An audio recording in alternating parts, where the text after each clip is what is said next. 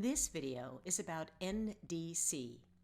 Is it a disruptor or an opportunity for travel agents? And my name is Joni Ogg. Over 25 years ago, Delta Airlines capped the commission on tickets written by travel agents, and it shocked the entire travel industry. With the exception of Southwest Airlines, all of the other legacy airlines followed Delta to remain cost-effective. The subsequent commission cuts and eventual elimination of commissions completely disrupted the retail travel agent business. And over the following decade, thousands of travel agents moved their business into a home base and abandoned their ARC appointments and brick-and-mortar storefronts. It spawned entirely new business models and concepts that are quite relevant in today's world. While everyone thought it was a death sentence to travel agents, just the opposite was true. It opened up so many new opportunities that the home-based travel agents are now a major part of travel distribution. While the commission caps were imposed for many reasons, the bottom line was technology enabled it to take place with e-tickets and e-documents and direct settlement. The primary reason the airlines capped, cut, and eventually eliminated travel agent commissions was to dramatically cut distribution costs. Fast forward 25 plus years, and NDC is being driven for the exact same reasons. The history of the airline's NDC can be traced back to the International Air Transport Association, otherwise known as IATA, which is an international airline trade association representing the global airline industry. Recognizing the need for modernization in airline distribution, IATA launched the NDC initiative in 2012. IATA established the NDC program as a collaborative effort involving airlines, travel agents, technology providers, and other industry stakeholders. The program aimed to develop a set of standards and protocols that would enable airlines to distribute their products and services directly to consumers through various channels. The NDC standards encompassed XML-based messaging formats, allowing airlines to present rich content, ancillary services, and personalized offers in a more flexible and dynamic manner. And it sought to enhance the shopping experience for travelers by offering real-time availability, pricing, and ancillary options, and allowing airlines to differentiate their products beyond traditional fare classes. In effect, the net result of NDC is to provide airlines with alternative distribution channels and cut their dependency on the major GDS or global distribution systems by having segregated inventory rather than having 100% of inventory in the GDS. It will allow them to distribute inventory however they decide. In the airline's defense, the GDS revenue segment fees have gone up so much while their value proposition has gone down. And it remains to be seen exactly how NDC will affect the travel agent community.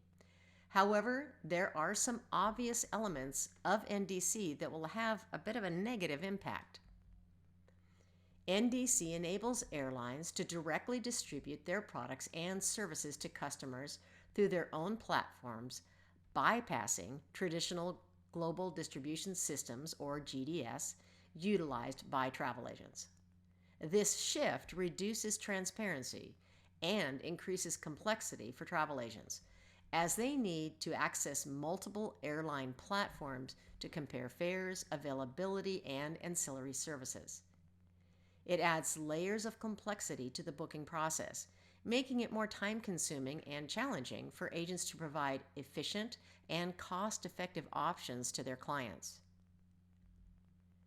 Now, American Airlines altered the sales agreement to accommodate NDC. They require agents to offer NDC content to all clients, with the exception for those clients that specifically request to not be offered NDC content.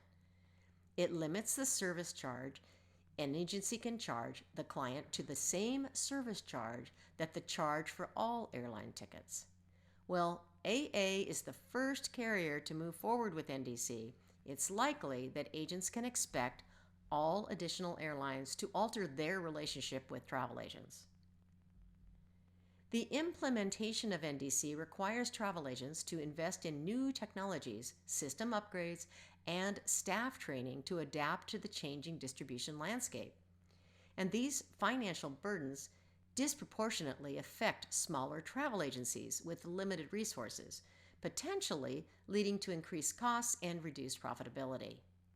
Moreover, the transition to NDC disrupts established workflows and forces travel agents to learn and adapt to new systems, causing temporary inefficiencies and potential loss of business during the transitional phase. Since a transaction process through NDC will not generate any revenue segment fees for the GDS, it will affect any incentives that exist in the GDS agreement with the travel agency. If there are also disproportionate revenue incentives, it would also affect those. Now, this could have a huge impact on an agency's profitability.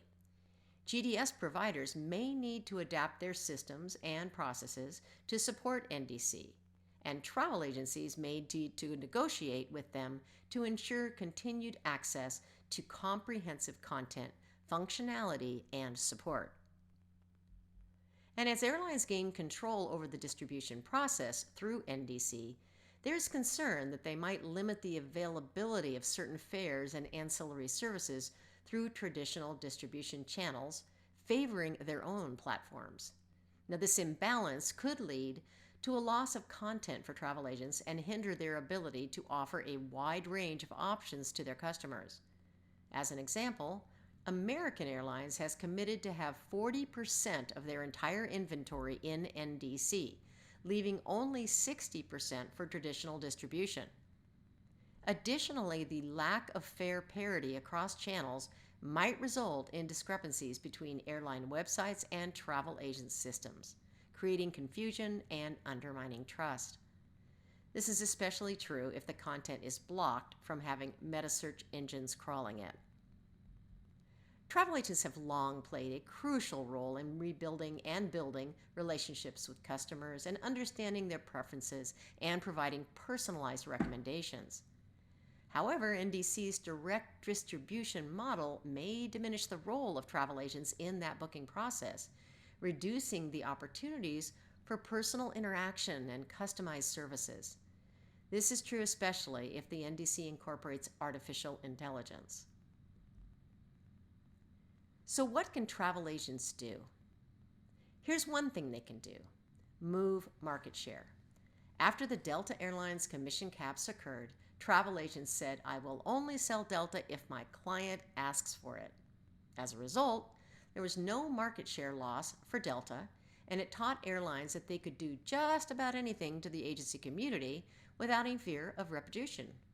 If I was selling air, I would have a difficult time selling AA right now, and I would be willing to lose a customer by sending them directly to American Airlines. I would explain that it is going to cost me more to conduct the transaction, and AA has limited my ability to charge a reasonable service fee to cover my costs. Believe me when I say if everyone did this, American Airlines would be wondering how they could get the agency community to support them yet again. And consider new business models. In the early 1990s, when we wrote How to Start a Home-Based Travel Agency, it was considered to be so radical that none of the industry associations and agency groups would get near it. It was obvious to me that the traditional brick-and-mortar storefront was not going to work moving forward because of the rapid growth of low-yield, short-haul airlines. So, in conclusion, the plain fact is that travel agents are in higher demand now than ever before. As the purchase of travel gets more and more complex for consumers, they're going to need help with it.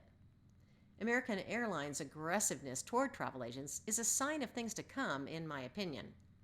The obvious desire for airlines using NDC is to improve products by eliminating marketing costs.